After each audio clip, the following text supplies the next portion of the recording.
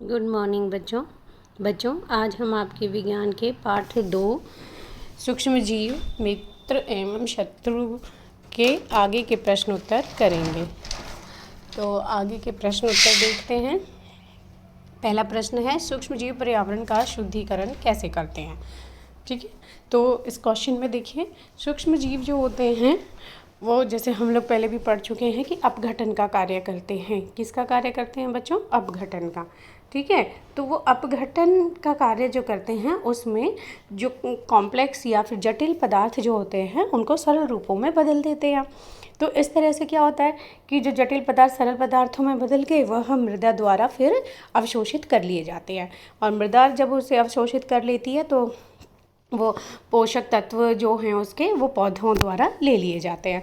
तो इस तरह से जो भी कोई जीव, जैसे कोई जीव मर गया है या कोई पौधा ही ख़त्म हो गया है, तो उन सब सूक्ष्म जीव जो है उन सब पे अपना कार्य करते हैं और उन हानिकारक एवं दुर्गंध युक्त पदार्थों का निम्नीकरण कर देते हैं और इस तरह से पर्यावरण का शुद्धिकरण करते हैं। आपने देखा होगा कि अगर मान लो कोई इस तरह से पौधा सड़ा गला पड़ा है तो वो कुछ दिनों में वहाँ पे बिल्कुल भी दिखाई नहीं देता है।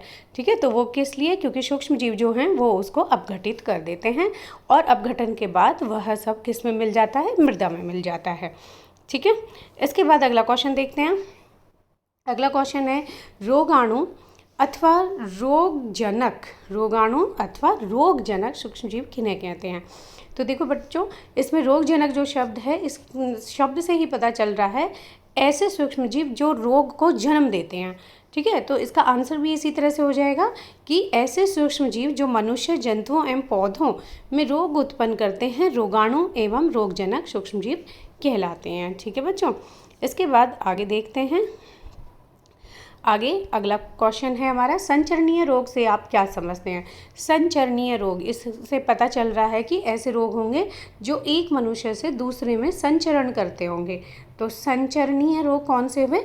जो एक मनुष्य से दूसरे मनुष्य में या फिर एक जंतु से दूसरे जीव में आसानी से फैल जाते हैं। ठीक है, ये जो संचरणीय रोग होते हैं ये वायु, जल या भोजन द्वारा आगे पहुंच सकते हैं। मतलब वायु, जल, भोजन जो है अगर वह साफ़ सुथरा संदूषित है, मतलब कि साफ़ सुथरा नहीं है, संदूषित है, तो उसके कारण जो रोग हैं फैलते हैं और लोगों को बीमारियां हो जाती हैं। ठीक है, तो इसमें जैसे आप इसका एग्ज़ाम्पल भी देख सकते हैं। इसका एग्ज़ाम्पल है जैसे हैजा की बीमारी होती है। ठीक है, या फिर बहुत ही आम होता है कि घर में एक जने को अगर जुकाम हो जाए, जैसे जुकाम अगर एक जने को हो जाता है तो आपने देखा होगा परिवार के सभी सदस्यों को वो जुकाम हो जाता है।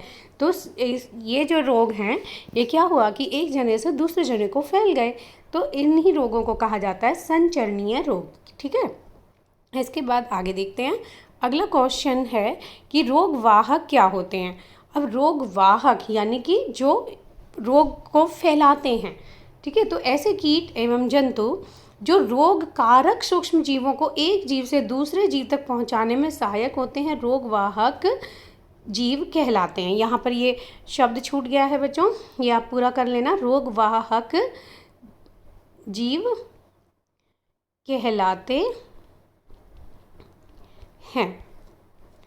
ठीक है, तो रोगवाहक जीव कौन से हो गए? जो जैसे कोई कीट हो गया या जंतु हो गया जो रोग कारक सूक्ष्म जीवों को, मतलब रोग करने वाले सूक्ष्म जीवों को एक जीव से दूसरे जीव तक पहुंचाने में सहायक होते हैं, उन्हें रोगवाहक कहते हैं। ठीक है, इसके बाद आगे देखते हैं।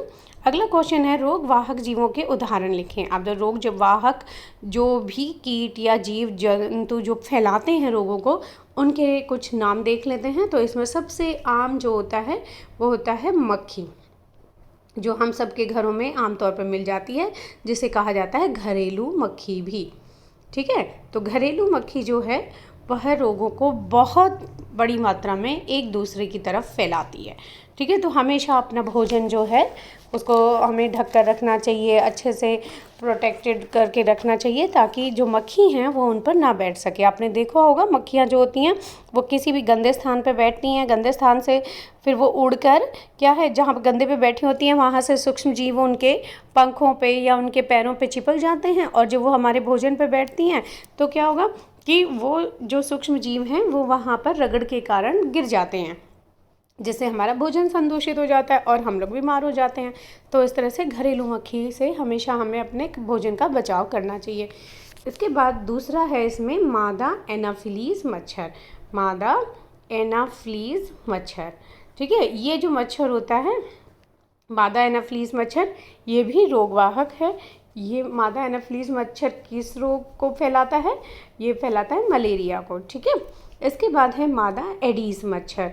मादा एडीज मच्छर, तो मादा एडीज मच्छर जो है वो किस रोग को फैलाती है? वो फैलाती है डेंगू को। किसको फैलाती है बच्चों? डेंगू को, ठीक है। तो इस तरह से ये विभिन्न जो जीव हैं ये अलग अलग रोगों को एक दूसरे में फैलाते हैं, ठीक। अब आगे क्वेश्चन देखते हैं। अब देखो यहाँ पर ये चित्र दिए हुए हैं।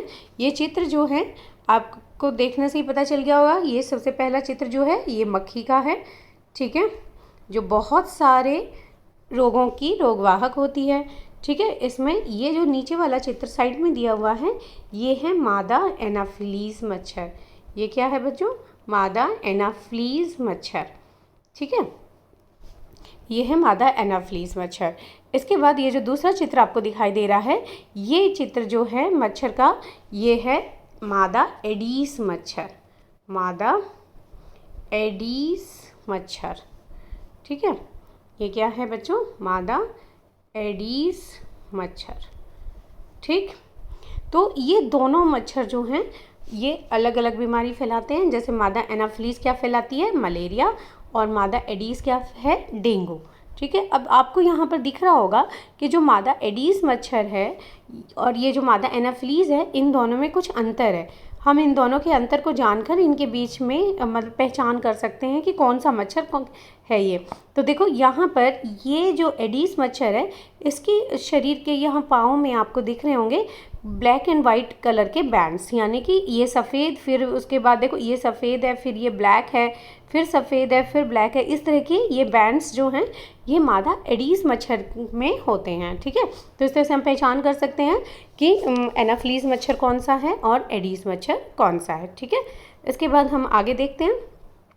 आगे क्वेश्चन दिया हुआ है मादा एनाफिलीज मच्छर किस रोग का वाहक है। तो ये हम लोग कर चुके हैं कि कौन सा रोग फैलाता है मादा एनाफिलीज? मलेरिया, ठीक है। इसे आप अच्छी तरह से याद करें, मलेरिया को। इसके बाद ये जो मलेरिया है इसको फैलाने का काम तो किसने करा? मतलब एक इंसान से दूसरे इंसान तक पहुंचाने का काम, रोग वाहक का काम करा मच्छर ने, ठीक है, मादा एनाफिलीज मच्छर ने। परंतु मच्छर ने जो फैलाया है उसमें ऐसा क्या है कि जिससे वो रोग हो रहा है मलेरिया, ठीक है। तो जो मच्छर होता है उसमें सूक्ष्म जीव होता है प्लाज्मोडियम, और ये प्लाज्मोडियम कहाँ से आता है? जैसे मच्छर मान लो किसी गंदे स्थान पे बैठा है, गंदे जल में बैठा है, तो वहाँ पर ये सूक्ष्म जीव पाया जाता है और वहाँ से मच्छर के शरीर में आ जाता है, ठीक है। और ये प्लाज्मोडियम ही जो है एक्चुअल में यही सूक्ष्म जीव रोगजनक है। मतलब जो मलेरिया का रोग है वो कौन कर रहा है? ये प्लाज्मोडियम।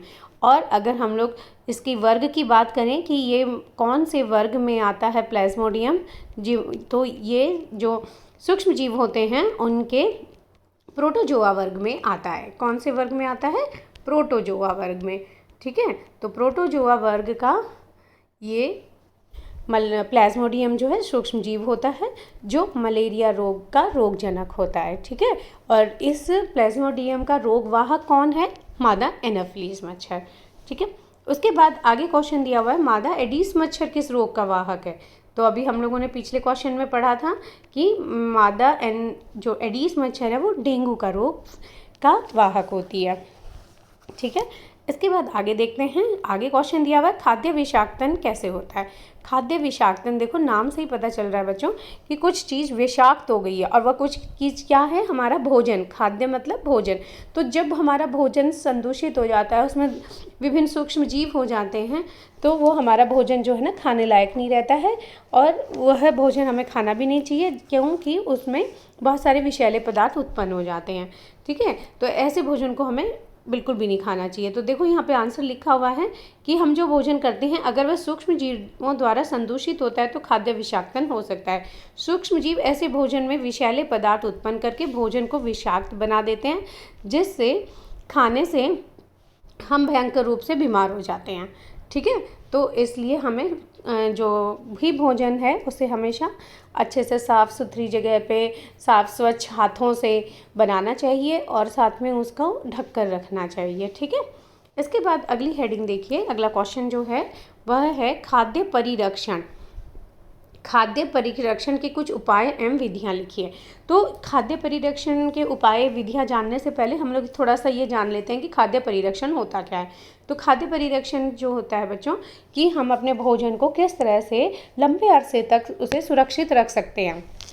तो लंबे समय तक सुरक्षित रखने के लिए अपने भोजन को हमें कुछ उपायों की ज़रूरत पड़ती है, कुछ विधियों की ज़रूरत पड़ती है। उन विधियों का प्रयोग करके हम अपने भोजन को लंबे समय तक बचा सकते हैं। तो इसमें सबसे पहला है रासायनिक उपाय। सबसे पहला क्या है बच्चों? रासायनिक उपाय। तो देखो रासायनिक उपाय जो होते हैं उसमें कुछ रसायनों का प्रयोग किया जाता है। अब जो रसायनों का प्रयोग किया जाता है उनमें सबसे मेन है सोडियम बेंजोएट।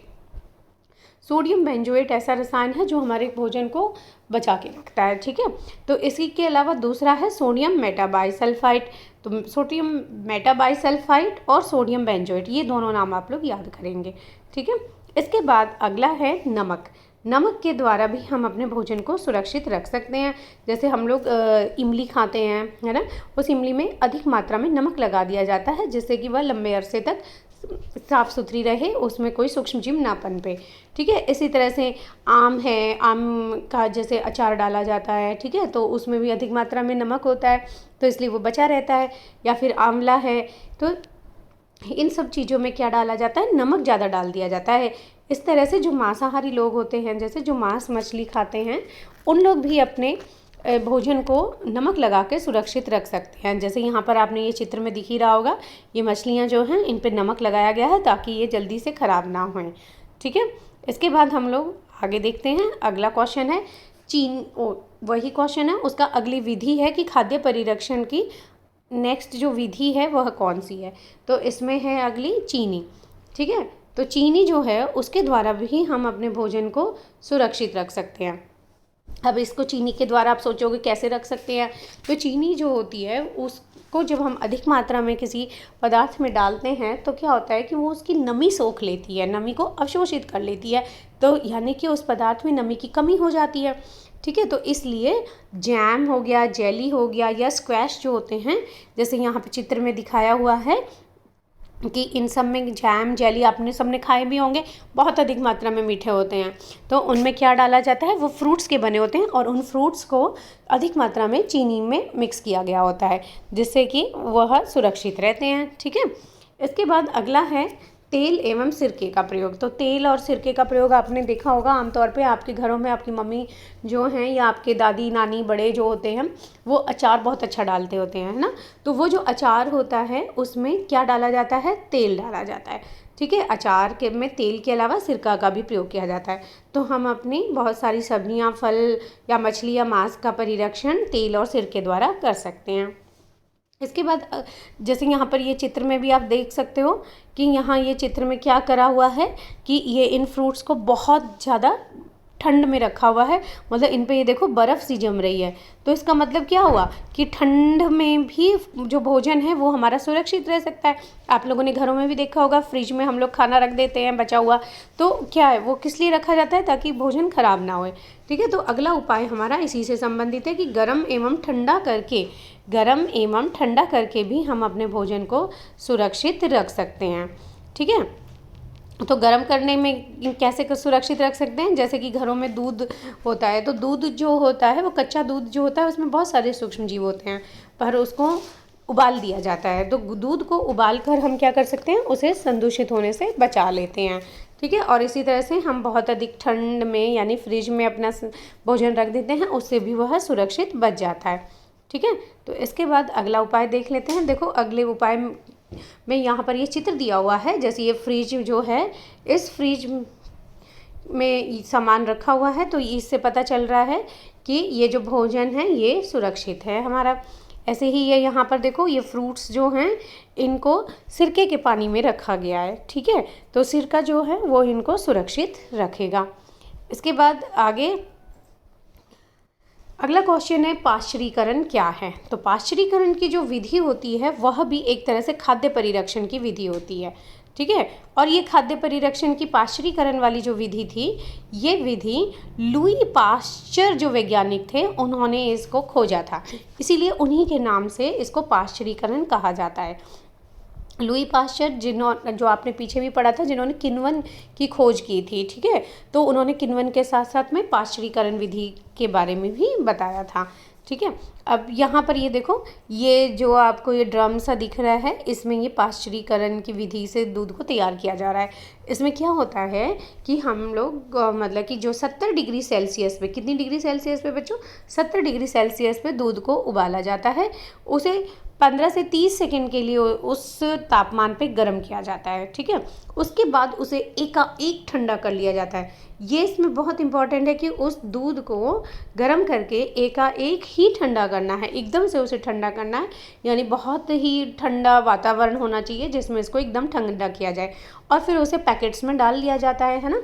तो ये जो दूध होता है, ये दूध कहलाता है पाश्चरीकृत दूध, ठीक है। तो पाश्चरीकरण विधि को किसने खोजा था बच्चों? लुई पाश्चर ने, ठीक, इसीलिए इसका नाम पड़ा पाश्चरीकरण।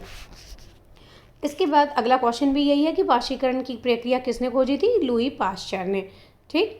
तो ये इसका आंसर लुई पाश्चर। इसके बाद अगला क्वेश्चन है नाइट्रोजन चक्र क्या है। नाइट्रोजन चक्र जो है ये हम लोगों ने पीछे जो हम लोग फर्स्ट लेसन पढ़ रहे थे सूक्ष्म, जिसमें हमने पढ़ा था कि जो फलीदार पौधे होते हैं, कौन से पौधे बच्चों? फलीदार पौधे। फलीदार जो पौधे होते हैं उनकी जड़ों में कुछ जीवाणु रहते हैं, तो उन जीवाणुओं का नाम आपको याद होगा, जैसे राइजोबियम, ठीक है। तो राइजोबियम जो जीवाणु था, यह जीवाणु क्या करता था? ये नाइट्रोजन, जो वातावरण की नाइट्रोजन है उसको लेकर उसे नाइट्रेट में बदलता है, यानी उसका स्थिरीकरण करता है, ठीक है। तो ये जो उसने उसका रूप परिवर्तन कर दिया, मतलब जो नाइट्रोजन थी वातावरण में गैस रूप में जो थी, उसको उसने दूसरे रूप में बदल दिया, जिसको नाइट्रेट कहते हैं। अब जो नाइट्रेट जो है वह पौधों द्वारा आसानी से ले ली जाती है। तो पौधे जो हैं उसका प्रयोग किस में करते हैं? जब पौधों में आपने देखा होगा, जैसे हम लोग बोलते हैं कि सोयाबीन जो होती है उसमें 40% प्रोटीन होता है ना। तो जो प्रोटीन जो पोषक तत्व है हमारा, इस तत्व में कार्बन, हाइड्रोजन, ऑक्सीजन के अलावा क्या होता है? नाइट्रोजन भी होता है। तो वो जो नाइट्रोजन उस प्रोटीन में आया है वो कहाँ से आया है? वो इसी तरह से आया है कि जो पौधों ने नाइट्रेट को ले लिया और नाइट्रेट्स को यूज़ किया प्रोटीन बनाने में, ठीक है। तो अब क्या हुआ कि पौधों ने उसको ले लिया, यूज़ कर लिया। उसके बाद जब ये पौधे जो हैं ख़त्म हो जाते हैं या फिर वायुमंडल में जो है वापस से ये नाइट्रेट आ जाएंगे, जब पौधे ख़त्म हो जाएंगे, मृत हो जाएंगे, या जंतु जो है जिनके शरीर में प्रोटीन है वो मृत हो जाएंगे। उसके बाद क्या होता है? सूक्ष्मजीव उनको अपघटित करते हैं। जब वो अपघटित करते हैं तो वापस से वो ह्यूमस में मिक्स हो जाता है सब। तो जब ह्यूमस में मिक्स हो जाता है तो फिर वापस से उसे पौधे ले लेते हैं, ठीक है। तो इस तरह से ये चक्र चलता रहता है और इसी चक्र को कहा जाता है नाइट्रोजन चक्र। अब देखो, जो पौधों से नाइट्रोजन वातावरण की नाइट्रोजन थी उसे किसने लिया? राइजोबियम ने। इसमें और भी सूक्ष्म जीव होते हैं, जैसे उनका नाम है नीले हरे शैवाल, ठीक है। नीले हरे शैवाल जो होते हैं उनको भी कौन बचा के रखता है? मतलब उनका भी परिवर्तन का काम कौन करता है? तो जो नाइट्रोजन चक्र है बच्चों, नाइट्रोजन चक्र को वापस मतलब कि नाइट्रोजन चक्र चलता कैसे है कि गैसीय नाइट्रोजन जो होती है उस नाइट्रोजन का उपयोग फलीदार पौधों की जड़ों में रहने वाले जीवाणु, राइजोबियम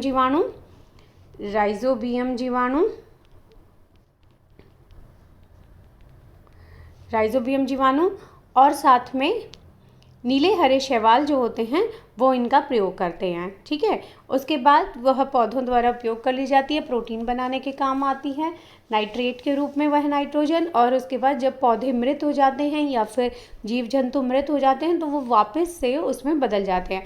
तो देखो, जो नाइट्रेट है उससे वापस से उसे गैसीय रूप में बदलने के लिए भी सूक्ष्म जीव काम आते हैं।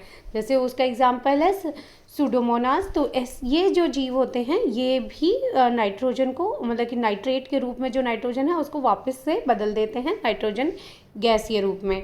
ठीक है, तो इस तरह से नाइट्रोजन चक्र पूरा होता है। तो यहाँ पर हम लोग देख लेते हैं आंसर। इसका आंसर में लिखा है पौधे एवं जंतुओं की मृत्यु के बाद मिट्टी में उपस्थित जीवाणु एवं कवक नाइट्रोजनी अपशिष्ट को नाइट्रोजनी यौगिकों में परिवर्तित कर देते हैं।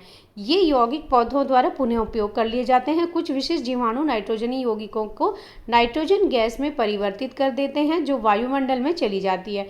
इसके फलस्वरूप नाइट्रोजन पुनः वायुमंडल में चली जाती है, जिसके कारण वायुमंडल में नाइट्रोजन की मात्रा लगभग समान ही रहती है। यह नाइट्रोजन चक्र कहलाता है। ठीक है, तो इस तरह से ये नाइट्रोजन चक्र होता है। इसका ये चित्र देख लेते हैं हम लोग। इस चित्र में बताया हुआ है कि जैसे देखो, ये है पहले हमारा वायुमंडलीय नाइट्रोजन है। ठीक है, इसको जो उपयोग करेंगे वो कौन कर रहे हैं, जीवाणु और नीले हरे शैवाल। ठीक है, ये नीले हरे शैवाल और जीवाणु इसका उपयोग करते हैं, इसको बदल देते हैं नाइट्रेट में। उसके बाद क्या होगा, इन नाइट्रोजन के जो ये यौगिक बन गए, जो दूसरे रूप में नाइट्रोजन आ गई, उनको जो है कौन यूज़ कर लेगा, कहाँ पहुँच जाएंगे वो मिट्टी में। ठीक है, मृदा में मिक्स हो जाएंगे। मृदा से कौन अवशोषित करेगा इनको, पौधे से अवशोषित करेंगे। ठीक है, उसके बाद पौधों को कौन खा लेता है, जंतु खा लेते हैं। तो पौधों से ये नाइट्रोजन कहाँ पहुँच गई, जंतुओं के शरीर में।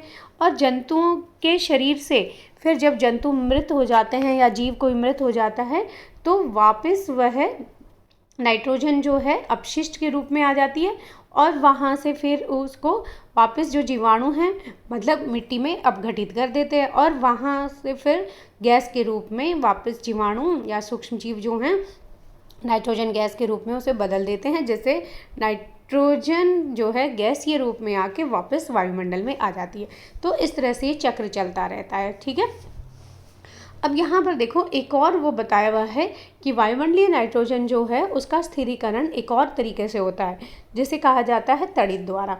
तड़ित जो बिजली चमकती होती है उसके द्वारा भी नाइट्रोजन का स्थिरीकरण किया जाता है और उसमें भी यही प्रोसेस होता है बाकी का कि वह मिट्टी में जो है मिक्स हो जाते हैं, मिट्टी से पौधों द्वारा लिए जाते हैं, पौधों से जंतु ले लेते हैं और जंतुओं वापस मृदा में पहुंच जाते हैं। ठीक है, और मृदा में जब पहुंच गए हैं तो वहां से गैसीय रूप में वायुमंडल में आ जाते हैं। तो इस तरह से ये पूरा का पूरा नाइट्रोजन चक्र इस तरह से चलता रहता है और जो वायुमंडल में नाइट्रोजन की मात्रा है वह स्थिर रहती है। ठीक है, तो इस तरह से ये हमारा आज जो लेसन है आपका सूक्ष्म जीव वाला दूसरा पार्ट वह पूरा हो गया। तो सब बच्चे इन क्वेश्चंस को अच्छी तरह से अपनी कॉपी में नोट कर लें। ठीक है, इसके अलावा आपके पाठ में 2 सारणी दी हुई हैं बच्चों, थोड़ा सा उनको और डिस्कस कर लेते हैं। देखो ये यहाँ पर ये जो सारणी दी हुई हैं इसमें बताया हुआ है कि जो सूक्ष्म जीव होते हैं उनसे कौन कौन से विभिन्न रोग होते हैं और वो कैसे होते हैं। ठीक है, तो देखो यहाँ पहला दिया हुआ है क्षय रोग। क्षय रोग जो होता है वो एक जीवाणु द्वारा होता है और इस जीवाणु को फैलाने का तरीका क्या है, वायु के माध्यम से यह जीवाणु दूसरे जीवों में पहुंच जाता है। ठीक है, इसके बाद अगला रोग है खसरा। खसरा किसके कारण होता है, वायरस के कारण, और ये भी वायरस किसके द्वारा पहुंचता है, किस माध्यम से, वायु के माध्यम से। ठीक है, इसके बाद तीसरा है चिकन पॉक्स। तो चिकन पॉक्स जो होता है वो किसके कारण होता है, वह होता है एक वायरस के कारण और ये वायरस जो है वायु या सीधे संपर्क में, मतलब सीधे संपर्क का मतलब कि जो रोगी मनुष्य है उसके सीधे संपर्क में अगर हम आते हैं तो हमें भी चिकन पॉक्स हो सकता है। फिर नेक्स्ट है पोलियो। पोलियो की जो बीमारी होती है वो भी वायरस के कारण होती है और ये वायरस भी वायु या जल से फैलता है। अब ये जो चारों बीमारियां दी हुई हैं, ये चारों बीमारियां मतलब क्षय रोग, खसरा, चिकन पॉक्स और पोलियो, इन सब से बचाव का उपाय क्या है, सबसे आसान उपाय तो यही होता है कि जो रोगी मनुष्य है उसको अलग से रखना। ठीक है, और उसको जो उसकी वस्तुएं हैं जैसे उसका तौलिया, उसके कपड़े, उसकी चादर वगैरह जो सब सामान है उसको भी अलग रखना। ठीक है। और इस तरह से जब हम उसे अलग रखेंगे तो वो बीमारी जो है, वो रोग जो है वो फैलेगा नहीं और वो धीरे धीरे वो व्यक्ति भी स्वस्थ हो जाएगा। ठीक है, तो उसको अच्छी तरह से उपचार होएगा तो व्यक्ति भी स्वस्थ हो जाएगा और दूसरों को भी नहीं फैलेगा। और एक और है इसमें कि उचित टीकाकरण, हमें समय पर सबका टीकाकरण करवा लेना चाहिए। ठीक है, तो इस तरह से हम इन रोगों से बचाव कर सकते हैं। फिर आगे देखते हैं, अगला है हैजा। हैजा जो होता है वो एक जीवाणु के कारण होता है और ये जल और भोजन दोनों में से किसी से भी पहुंच सकता है ये जीवाणु। ठीक है, इसके बाद है टाइफाइड। टाइफाइड जो है वो भी एक जीवाणु के कारण होता है और ये जो जीवाणु होता है ये मेनली जल के द्वारा जल को संदूषित करता है और जल से जीवों तक पहुंच जाता है। तो इसमें भी जो बचाव के उपाय क्या हैं, सबसे मेन उपाय तो यही है कि व्यक्तिगत स्वच्छता, कि हम अपने आप को अच्छी तरह से स्वच्छ रखें, अच्छे से समय पर नहाएं, हाथ धोएं, अपने खाना खाने से पहले, खाना बनाने से पहले हमेशा हाथों को धोएं। ठीक है, तो ये अच्छी आदतें जब आप लेते हैं तो आपको बहुत सारी बीमारियां जो हैं वो लगती ही नहीं हैं, आप उनसे बचाव करते हैं अपना। फिर अगला है हेपेटाइटिस ए। हेपेटाइटिस ए भी वायरस के कारण होता है और ये भी जल संदूषित होता है उसके कारण होता है। तो इसमें भी क्या किया जाता है कि हम लोग अगर उबले हुए जल का प्रयोग करें, उबले हुए जल में क्या होता है, सूक्ष्म जीव जो होते हैं वो ख़त्म हो जाते हैं ना, तो इसलिए हमें हेपेटाइटिस ए से बचने के लिए उबले हुए जल को ठंडा करके प्रयोग करना चाहिए, जिससे कि वायरस हमारे शरीर में ना आए। ठीक है, और इसके लिए भी टीकाकरण किया जाता है, हेपेटाइटिस ए जो है उसका टीका लगाया जाता है, वो लगवा लेना चाहिए। अगला है मलेरिया। मलेरिया के बारे में हम लोग पूरे पाठ में कई बार पढ़ चुके हैं। तो मलेरिया जो है वो कौन फैलाता है, प्रोटोजोआ, जिसका नाम क्या था बच्चों, प्लाज्मोडियम, आपको याद होगा प्लाज्मोडियम जो प्रोटोजोआ है वह इस बीमारी को फैला का रोगजनक होता है। ठीक है, और इसका माध्यम क्या होता है, मच्छर कौन सा था, मादा एनाफिलीज मच्छर। ठीक है, तो मच्छरों से बचने के लिए सबसे अच्छा उपाय क्या होता है, मच्छरदानी का प्रयोग करना। तो हमें मच्छरदानी का उपयोग करना चाहिए। मच्छरों को मारने वाले विभिन्न कीटनाशक जो हैं वो मिलते हैं बाज़ार में, वो ख़रीद कर उनको छिड़काव करना चाहिए। जो कूलर वगैरह हैं हम लोग गर्मियों में यूज़ करते हैं तो उनमें पानी ज़्यादा दिनों तक नहीं रखना चाहिए, उस पानी में भी मच्छर उत्पन्न हो जाते हैं, तो उसका पानी समय समय पर हमें बदलते रहना चाहिए। ठीक है, तो इस तरह से हम मलेरिया से अपने आप को बचा सकते हैं। फिर आगे देखते हैं, अब अगला जो रोग हैं वो पौधों के रोग हैं। ठीक है, तो पौधों में भी कुछ रोग हो जाते हैं, तो वो यहाँ पर दिए हुए हैं। देखो, इसमें ये एक चित्र आपको दिख रहा होगा, ये चित्र जो है भिंडी के पत्ते का है। ठीक है, ये जो भिंडी के पत्ते में आप देख रहे होंगे कि ये जो कलर है इसका येलोइश, जैसे ये देखो यहाँ पर येलोइश सा कलर दिखाई दे रहा है। ठीक है, तो ये जो इसकी रोग है इसको कहते हैं भिंडी की पीत। ठीक, और ये किसके कारण होता है, एक वायरस के कारण होता है, और इस वायरस को फैलाने का जो माध्यम है वो है कीट। तो कीटों के द्वारा ये वायरस जो है फैलता है और भिंडी के पत्तों को ख़राब कर देता है, जिससे भिंडी की पैदावार कम हो जाती है। ठीक है, इसके बाद इसमें अगला है गेहूं की रस्ट। गेहूं की रस्ट जो होती है वो गेहूं के जो पत्ते होते हैं, देखो इसमें ये यहाँ पर इसका चित्र दिया हुआ है, ये देखिए, ये जो गेहूं के पत्ते हैं ये ख़राब हो रहे हैं, ये ब्राउन कलर के हो जाते हैं या येलोइश कलर के हो जाते हैं, कई बार तो बिल्कुल ब्लैक कलर के भी हो जाते हैं, जिससे जो इसके गेहूं के दाने जो होते हैं वो पूरी तरह से अच्छी, ये देखो यहाँ पर जो दाने उगेंगे वो काले काले से हो जाएंगे और वो ख़राब हो जाते हैं, जैसे गेहूं के दाने ही नहीं जब पौधे में लगेंगे तो गेहूं ही नहीं मतलब बना उसमें, तो इससे गेहूं की पैदावार जो है वो भी हमारी कम हो जाती है। ठीक है, इसी तरह से अब जो अगला हमारा जो रोग है पौधों का वो है नींबू कैंकर, यानी कि नींबू को ये बीमार कर रहा है, नींबू को रोग फैला रहा है। ठीक है, तो नींबू कैंकर जो होता है वो देखो ये इस तरह से नींबू का जो फल होता है उसको नुकसान पहुंचाता है। ठीक है, नींबू के फल को जो नुकसान पहुंचाए वो ये होता क्या है, वो एक्चुअल में जीवाणु होता है। ठीक है, ये जो है ये देखो नींबू के ऊपर ये जो निशान दिख रहे हैं आपको येलोइश से कलर के, ये आपने देखे भी होंगे, बहुत नींबू पे कई बार मिल जाते हैं हमें, तो ये नींबू कैंकर की बीमारी है। ठीक है, तो ये एक जीवाणु के कारण होती है। तो इस तरह से हमने देखा कि विभिन्न सूक्ष्म जीव जो हैं वो केवल जंतुओं को ही बीमार नहीं करते, वो पौधों को भी बीमार करते हैं। ठीक है, तो ये 3 आपको यहाँ पौधों की बीमारियाँ दी हुई हैं, रोग दिए हुए हैं, वो आप याद कर लें। जैसे पहला है इसमें नींबू कैंकर, दूसरा गेहूं की रस्ट, फिर है भिंडी की पेट। ठीक है, नींबू कैंकर किसके कारण होता है? एक जीवाणु के कारण, और इसका संचरण का तरीका या माध्यम क्या है? वायु। गेहूं की रस्ट किसके कारण हो रही है? कवक के कारण। और ये कैसे फैलता है? वायु और बीजों से। ठीक है, फिर है भिंडी की पीत। भिंडी की पीत जो है वो एक वायरस से होती है, और इसका माध्यम क्या है? कीट होते हैं। ठीक है, तो इस तरह से हमने देखा कि जो सूक्ष्म जीव हैं वो पौधों को भी बहुत हानियाँ पहुँचाते हैं। ठीक, अब आपका ये पूरा पाठ जो है अच्छी तरह से हो गया है। अब आप सब बच्चे इसके क्वेश्चंस अच्छी तरह से सुंदर राइटिंग में अपनी कॉपी में लिख लेंगे और याद करेंगे। ठीक है बच्चों, धन्यवाद। और जो आपका चैनल है ये, इस पर आप बेल आइकन ज़रूर दबा दें, सब्सक्राइब कर दें, लाइक कमेंट और शेयर कर दें। धन्यवाद।